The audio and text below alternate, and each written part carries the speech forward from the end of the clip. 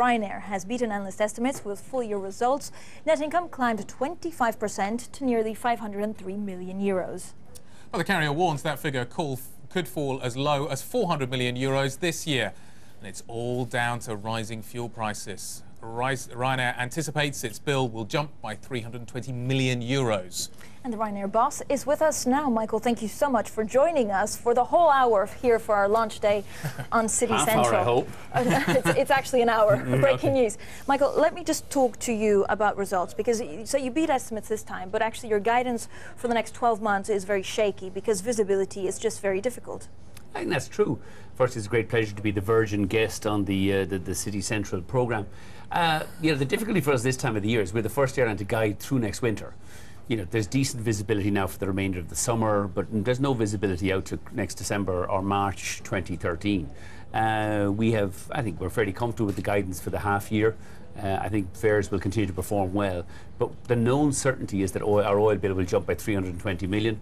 We need a double-digit fare increase this year to pay for that higher oil bill, and I don't think we're going to get it. You're hedged at what, 90%? Yeah, we're hedged at 90%, but we're gone up from $85 a barrel to $100 a barrel for the next 12 months. We're still below market, but that's still a $320 million increase in the oil bill.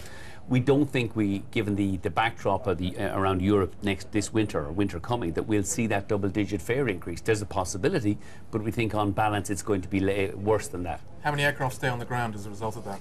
Again, it'll be opportunistic, Guy. I think we intend to ground 80 aircraft, but as opportunities arise, as they did this winter with Malev closing, Spanair closing, we'll take some of those aircraft and opportunistically deploy them where it makes sense to do so. I think there will be further airline closures and withdrawals this winter.